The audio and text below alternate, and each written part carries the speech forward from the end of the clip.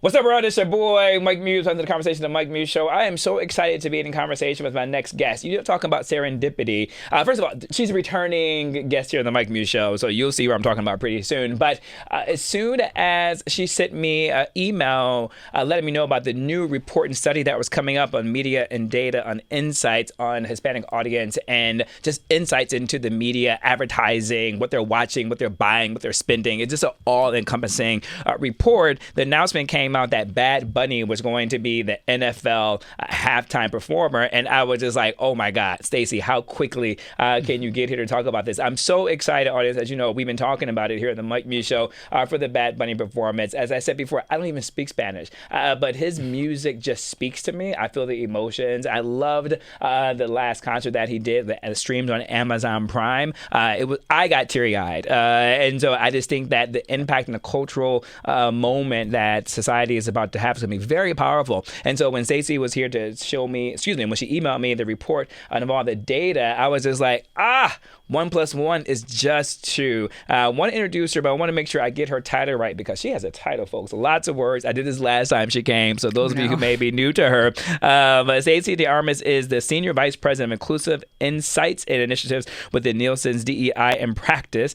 She's an inclusion and identity researcher, consumer behaviorist, and subject matter expert on diverse communities. Ladies and gentlemen, welcome, Stacie. What's happening, friend? Thank you so much. Hey, thanks for having me back. I'm so happy to be here. Good. How you feel? I'm feeling great. And I already with that intro, I was like, I want to talk about the Amazon Prime special. I want to talk about, all the things where Bad Bunny has been and sort of the slow burn leading to this incredible announcement. So exciting. I'm just so excited for this guy. Mm-hmm. There is two people who have had this type of impact on me through music. And I always say music is the universal language, right? Mm-hmm. And music is about emotion. And that is the reason why I love the opera so much, is because most of the operas are not performed in English at all, but it's all performed in foreign languages. But I can sense the emotion. Like when I'm at the Met, I'll read like the back, they have the closed caption, the subtitles. I'll read it for like 5 minutes, kind of get a feel for kind of what the plot is about, and after that I'm good because now I can just see based upon emotions, performance, and what is happening. And with the two Spanish-speaking artists, Alejandro Sanz is one of them for his MTV Unplugged album. That one just sends me. And then the second one has had that impact on me through language has been Bad Bunny. Yeah, I have a couple of fascinating stats. So first of all, and I hadn't even planned on bringing this up, but since you mentioned it, 61% of all adults tell us that they use subtitles for every and anything, right? Mm-hmm. Whatever they're watching, whether it's for language or just to get better understanding of the content. I know I use them just to, be able to capture like unique moments or nuance in conversation. But back to, Bad Bunny and Amazon Prime, as you mentioned earlier, that Saturday that concert was second only to an NFL wildcard game when it comes. So, obviously, too, how cool bringing these two things together. But that was a huge moment. And there was such scarcity in the United States around being able to see a concert. As you know, none of the concerts were planned here in the U.S. So people were like, they were all in Puerto Rico. And folks were like, how am I going to get to see this concert? And then you have this announcement for Amazon Prime. Okay, it satisfies some of the need, but it's just not enough. Yeah. You have him on SNL. You have Happy Gilmore 2. You have all of these things coming out. And then all of a sudden, oh, wait, there is a U.S. concert date. Yeah. And it's in February. It was such a magical moment and really masterfully put together. It was like a grassroots campaign that I don't even know if he saw the end result of what was going to be happening, meaning when he decided to do his concerts, that all lead up to the U.S. concert. And I love how you frame that.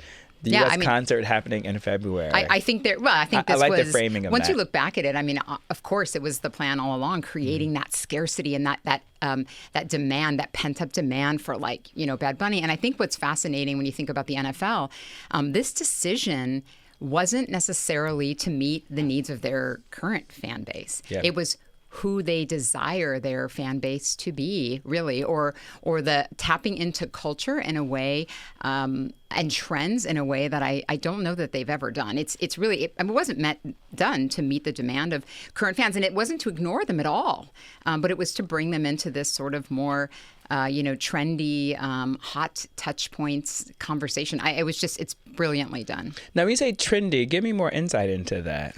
Well, when you think about, and this actually was one of the things that we highlighted in our report is, there's a lot of data. Everyone's a thought leader. There's tons of research you can find online, right? But when we really use the Nielsen data and break it down, you can see and uncover these trends in bespoke communities or little areas before you can see them overall. One of the things that we see as an example for U.S. Hispanics, and we've seen this consistently for the past 5 or so years, but and now, of course, all of America has followed along, but is the heavy leaning into streaming, right? So for the total U.S., about 46% of the population, 46% of total time spent with television is spent with streaming.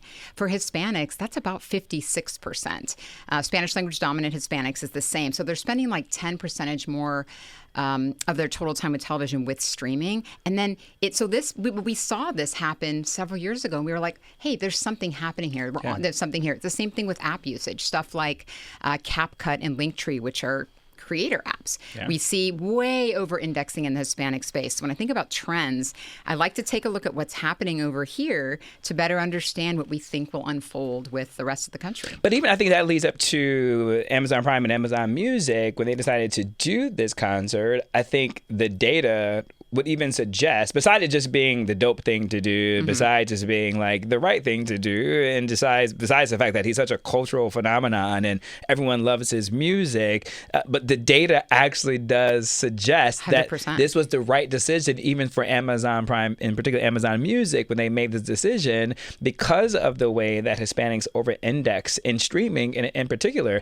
As a result, I think the data point is, I think it was, he became he broke the record for the single artist concert that was on Amazon Prime Music. Bad Bunny's, in general, it's just been a remarkable year. DTMF, there was something about the way that people view that Amazon Prime Music concert. I think he was the single most viewed concert I think that Amazon Prime Music has had. What I know is that it's the single highest viewed piece of content they've had on any Saturday. Like I said, behind only the wild card game. Yeah. So that was like that is pretty remarkable. The other thing that's fascinating is it had a higher percentage of total audience that was Hispanic. I think it's something around, I don't know, I don't want to give a specific number because I don't have it on top of my head, but it's kind of where you would think, right? Which is fascinating. But that means that the other 80 or so % of the audience was not Hispanic. So a lot of draw. And the same thing is true for the NFL. When you look at Super Bowl last year, I think the total audience composition was 14% Hispanic. And the population is about 20% Hispanic of the U.S. So 14% tuned in. But that's actually not a low number. Or 14%, pardon me, of the total viewers were Hispanic. That's actually really high, considering this is sort of a quintessential American kind of sport. To see that, 14% of the composition of the audience was Hispanic. It's like, so obviously they didn't make this Bad Bunny decision for that. They made it for the youth component and where they see interest coming from their future key demographic. Now, we're talking NFL, but you can't talk about NFL without talking about the advertising and the commercials for sure. That exist between that. And your report has some interesting data about Hispanic spend. And where the opportunities are when it comes to how to place advertising dollars. Because football and Super Bowl just isn't about the game or the halftime. Well, you're right. And we actually explored two interesting concepts. One is the fact that there's a lot of underspend to Hispanics. But perhaps more interesting when you think about sports is not everybody can afford to be obviously in the Super Bowl, right? But all of the adjacent conversation, which is really where creators come in, whether it's be it through podcasts or through content consumed on YouTube, which, by the way, commands 20% of time of that 56% of time spent with streaming. 20% of it is spent with YouTube. There is so much opportunity for brands in adjacent conversations, at the sides of sport if they can't afford to be right in the middle of a big NBA game or an NFL game or the Super Bowl.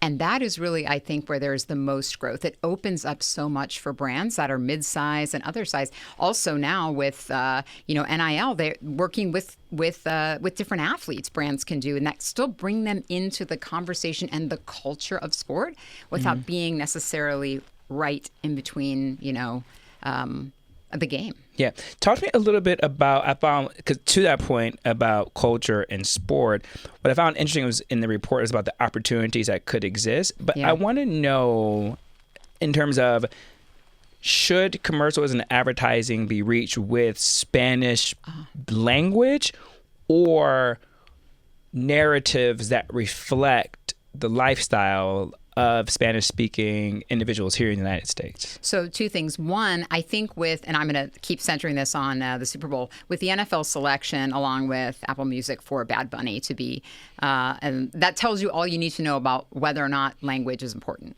It's all about culture, right? But the other thing I'll say is there's been so language is not as critical of a point, I think, as we used to think in the past. It's definitely a consideration, but increasingly, as people are spending time in the U.S., they're bilingual. They're speaking both languages. They're fluent in both, right? Or fluid, can communicate in both. So it really comes to a choice of where they want to consume their content. And they'll have that option again this year with the Super Bowl.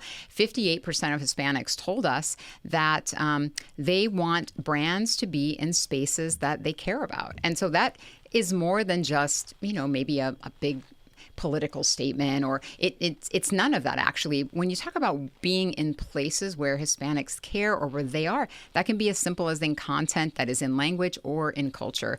And I think in culture is becoming more important than in language. So what you're saying is they just want brands to show up. Yes, but that can look a lot of different ways. I think years ago we used to think of that in one very specific way. How does a brand show up for a community? And that can be true, but it can also be true in showing up in where you are, where you advertise, where you stand in the media ecosystem is also a proxy for how you feel about a community or whether or not you respect them. So do you think then that's another data point that supports, I know that Amazon Prime and Amazon Music, not only did they stream this concert, but they actually dedicated resources economically and resources digitally and hardware, and also a commitment to Puerto Rican small business owners. Do you think that is part of that? Totally. In the way that you show up? And I think that resonates with all Hispanics, even if you're not Puerto Rican. I think that, and one of the things we see that actually in things like Wimbledon or World Cup, or I'm sorry, not World Cup, U.S. Open, when you have Hispanic, athletes. I'm thinking Carlos Alcaraz, who's Spanish from Spain. We had U.S. Hispanic audiences tuning in at higher levels than we've ever seen to watch him play. He's a Spaniard from Spain, and most of our Hispanics here in the U.S. are Mexican, but there is a shared community vibe. So as you're saying, when they're investing into Puerto Rico, I think the Hispanic community at large sees and respects that as a proxy for support. So these brands and advertisers are going to be watching this conversation. They're going to be looking. I don't know exactly what the sequence of ad buy and ad spends is, if it's already been done already for Super Bowl. But let's say, planning ahead, how should advertisers, right, and ad companies and agencies look at this conversation and look at your report as they're thinking about creating ads, either for the Super Bowl coming up, if it hasn't been spent already, or for future conversations or future sporting events? So outside of the Super Bowl, just in general, one of the things that we explored in the report is we looked at for example, total English language ad spend for for one specific category. So let's say online retailers, right? So we know who that would be. That's Amazon, it's Walmart, it's whoever online retailers. And we wanted to look at what their overall distribution of ad spend is. There is $390 million in the first half of the year that was allocated for digital ad spend for English language. For Hispanic, it was $3 million, right? So it was, just a paltry comparison for Spanish language content, digital content. But of that, for this one category, 3.1 or 3.2 million was allocated to YouTube. So I say this to say, when we think about advertising and where brands are going, we know that there's a significant contribution by U.S. Hispanics to digital, and in particular YouTube. Like that is very clear within our report. And in YouTube, by the way, it's not all creators. It's a lot of legacy linear content that uses YouTube as a distribution platform. So they're still watching Televisa Univision, Telemundo, ESPN Deportes, whatever. It's just being accessed on YouTube because it's mobile. U.S. Hispanics have a median age of 31, young. They've got kids. They're out and about, so they're consuming content on their phone. So my biggest recommendation would be obviously looking very closely at your digital ad spend and making the right allocations. If you're only putting 1% to Spanish language content, in this case for online retailers, and of that, good decision to put the majority to YouTube, but there's this huge gap between what's available, where it's going, and leaving tons of dollars on the table there. That's a lot of money that's being left on the table. A lot. I love how you lean into YouTube, and I don't want to keep using football as the analogy, but I love sport. I love football. We're going to get to soccer. I'm just not as fluent in soccer as I am in football. But even what you said, I enjoy watching football programming on YouTube, right? Because YouTube has this multi-view where you can put 4 games into one box. And so as if like the sports bar is inside of your home. And so I can't wait for the fall weekends for college football Saturday and then for NFL on Sunday to be able to watch that viewing experience. It's on YouTube. So, and I'm a cord cutter. And so if you're saying that so much is on digital and so much is on YouTube, this is such there's even more spend even on YouTube that could exist because of the viewing habits and behavior patterns have changed. I even look forward to Thursday Night Football on Amazon, right? Like just because the digital access that I have. I think that's such a salient point that you're making right now. And there's so much opportunity then for brands to be in conversation around all of that, with creators, with podcasters, anyone. I mean, I really see how the relationship for folks who perhaps weren't as involved in sports as you are, for other folks who are sort of on the fringe, they knew what were happening in sports. A lot of female fans, and although many are very deeply involved in sports, I'm just simply giving an example. The conversation around engagement with sports has changed so much over the past really 18 months. I mean, more than that over the last few years, but in particular the last 18 or so months. And it's fascinating to watch that storytelling unravel and bringing in new fans that are, but perhaps weren't as dedicated, but there's storylines for them as well. See, Stacie, this is a good point of storytelling, right? And this is why I'm leaning into sports as an example. And it's not because audience, you have to be fluent in sports, nor does Stacie need to be fluent in sports. But we all understand sports in one way or another. At a minimum, we know Wimbledon is going to be well watched, whether you understand the tennis rules or not. The Super Bowl is going to be well watched, whether you watch football every day or not. The World Cup is going to be huge. There's these big moments in Olympics as well, where we all tended to watch sports. We know what's going on. And we know a lot of that is driven by advertising, right? And so that's why I wanted to use sports. I'm actually going somewhere. I wasn't even thinking about this as this case study on the fly, but I'm making it up as I go to talk about the viewing habits and then to talk about the ads, because we all know these sports are big revenue drivers for networks and for the leagues themselves. So we talked about the advertising.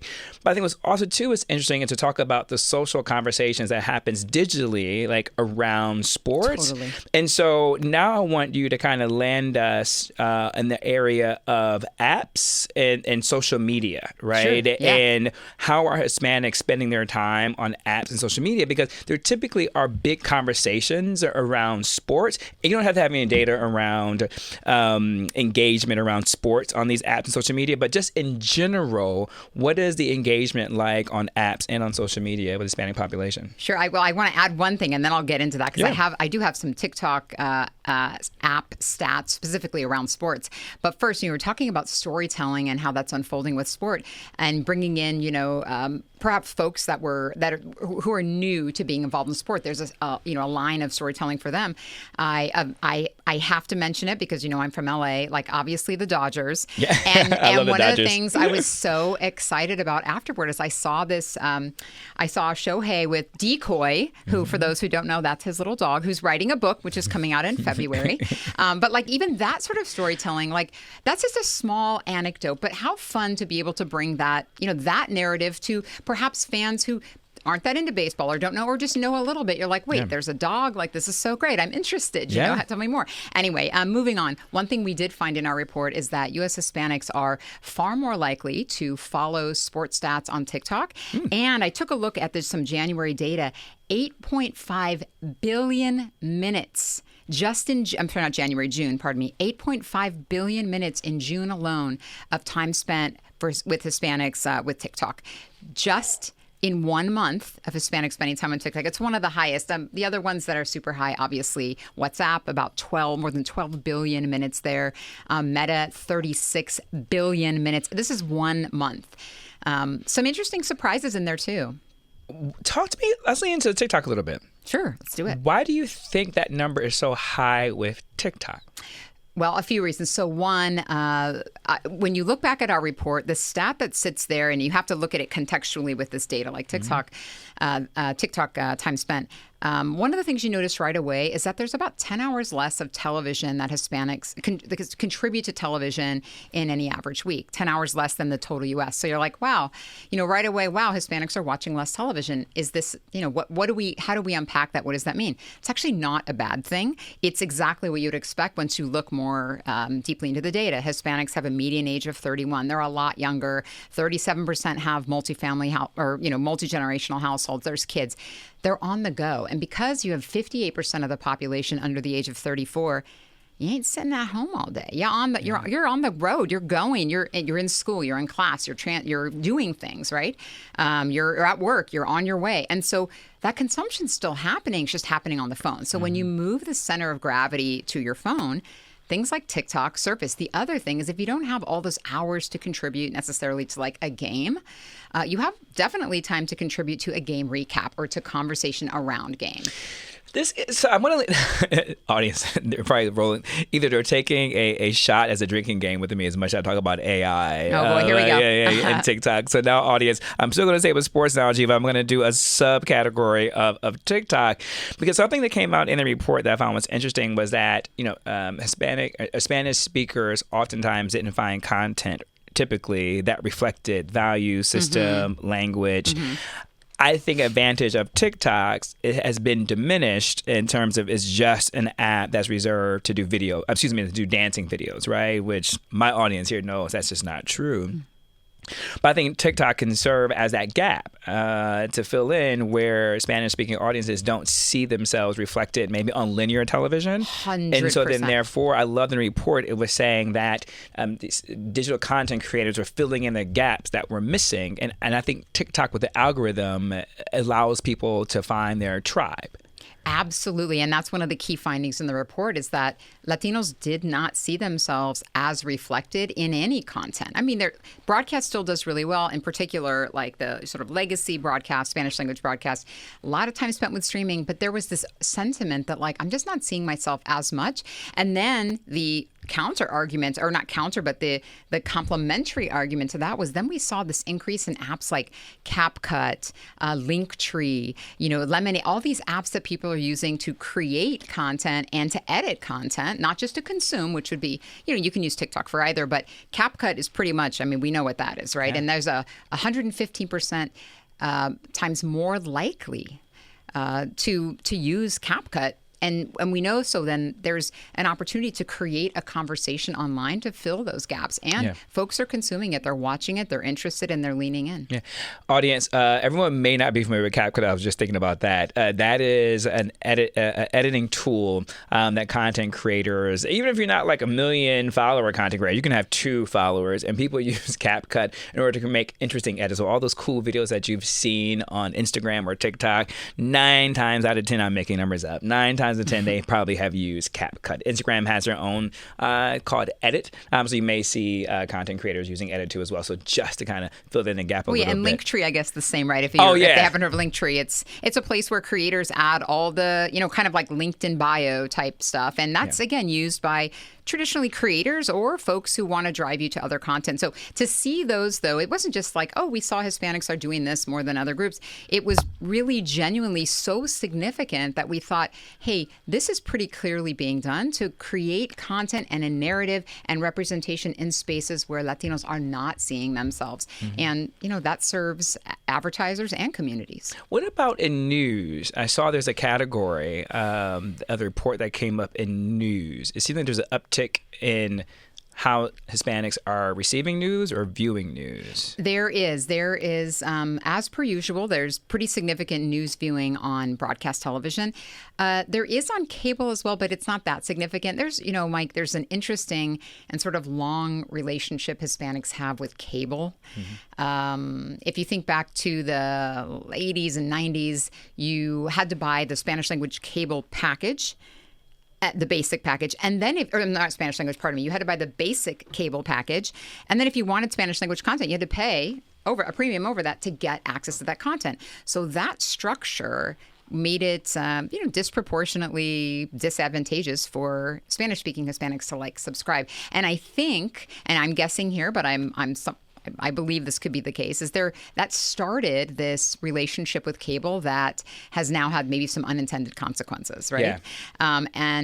It's not to say that there isn't still a lot of cable viewing by Hispanics. Of course there is. But we see a lot of news viewing, in particular broadcast television, where there's significant trust among legacy providers. So there's that. There's also a lot of news adjacent content consumption happening on TikTok. Yeah. Of course, there's concerns with that, especially today with all, as part of the drinking game, AI. Yeah. With all of the AI generated content. Yeah. And a lot of it, we can pick out now and you can see it, but there is concern for that. Yeah. Where and your report may not have captured this data because I think maybe the report was concluded before the political climate changed a bit. But are you seeing any increase in percentages in news viewing as a result or in response to the political climate that we are in? Well, so there's a couple of ways to make some assumptions about it. Perhaps the most interesting way is looking at something as simple as the top 10 most watched shows the first half of the year, or the composition of audience that is made up in premiere week movie content on Netflix. So let me explain that. So right away you're like, what does the top most watched shows have anything to do with the current political climate? But the thing I think, if you look at Hispanics compared to total adults, Asian, Black, any other group, the content looks really different for the most watched content. Part of it is the makeup of the household. So you have stuff like Bluey, Matcha and the Bear. You have a lot of, kid-friendly content. But you also have episodic content that concludes in an episode. So things like The Rookie or Grey's Anatomy, procedurals, right? That you don't really see reflected, for example, when you look at Asian American top 10 content where you see White Lotus. You got to have headphones on and you got to be paying attention with no noise to know what's happening. But when you think about this other content you see in Hispanic top most watched, it's stuff you can dive in and dive out of. It's wrapped up in one episode, right? So you can, and that's very reflective, I think, of how the community is sort of feeling. In addition to the kids and family content having so much more visibility than you see on any other list. I love how you just said that. That was good. Thank you. I wanted to take a beat with that one for people to kind of take that in for a second. Thanks. And we saw that. So I'll add another anecdote around that. Is we looked at the top most viewed, or the composition of audience for the new shows that were breaking on Netflix, and to look at, Hispanics make up 20% of the population. So we were like, well, what percentage of the audience did they make of these brand new Netflix opening week, movie, whatever. In almost every case, and I'll give you some of the names in a minute, the audience was making up 30 or more percent Hispanic audience of the total viewing, when we only make up 20% of the population. So that tells me that it's not just family viewing experiences, but sort of bringing everybody back into the living room. K-pop Demon Hunter. And I'm at a loss right now for some of the others on that list, but that same sentiment really told me how people are feeling without them telling me how they're feeling. Yeah, I love that. I just want to take a little moment for that one, audience, and you can read between the lines on that one and where I am personally headed with that conversation. Okay, so go back to the storytelling. We got sidetracked slightly from the news. Sorry. No, I did it. No, I went to a sub report. Okay. Yeah. So you're fine. So audience, we talked about the viewing habits. We talked about the ad spend. We talked about the consumption. We talked about engagement with social media and social media apps. I want to land the plane with this story because you said Hispanic audience love to get in and get out. So we don't want to keep everybody right now. We want to get in. We want to get out. Is with purchasing. And I thought something was really interesting with your through line that you were saying that, Hispanics are more likely to purchase based upon ads that they've seen, right? And I think there's a through line with that with the Super Bowl coming up, with the ads that they will see that is coming up on Super Bowl, with all the ads that will be wrapped around social media discourse that's going to ultimately happen around Bad Bunny's performance at halftime. So it'll be lots of opportunity for brands to engage and place digital ads and placements. Because I know those ad buys haven't been spent yet, I don't believe, right? So there's still time. There's still time for that. But because what I love about this report is that the data suggests that Hispanics and Spanish-speaking audiences spend and buy. They do, and they spend and buy also when there's content, even in between, if not baked right in, to creators that they watch. Hispanic women told us 15% that they're buying based on a sponsorship or a branded sponsorship that one of the creators they follow has, it talks about in her ads, or I'm sorry, her content. I also think the conversation around World Cup is going to be huge. I mean, there's so much adjacent opportunity there, but brands. I think the most important thing brands can do today is think not only about where the conversation is centered, but what adjacencies there are, and really specifically look at how this audience, do what the NFL did. The NFL didn't say, who's all of our audience? They said, who do we want our audience to be, right? Like, how do we, and again, this is my opinion, but like, what do we want to be to, and they want to be just on trend and culture like forward.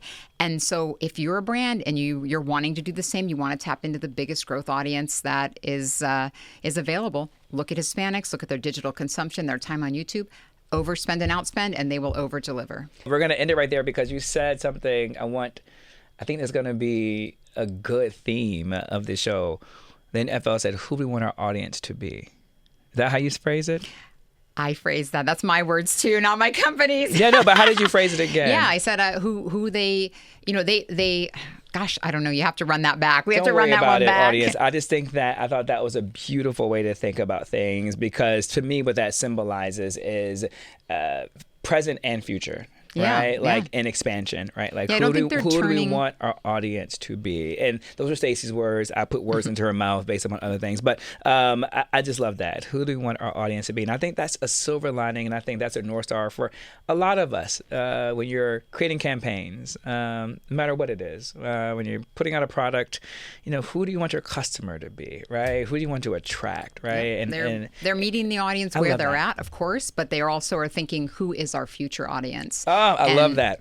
And I think that was, part and parcel to this decision that they made. Stacie, always a pleasure speaking with you. Thank you so much. Come back again. Oh my gosh, now thanks you know for you having always me. have an open invitation. I can't wait for the next report. Oh my gosh, excited. We'll come back closer to World Cup. I'll have a bunch of great stuff for you then. I would love that. Audience, what a great conversation. I look forward to being in conversation with you next time. And so until then, peace.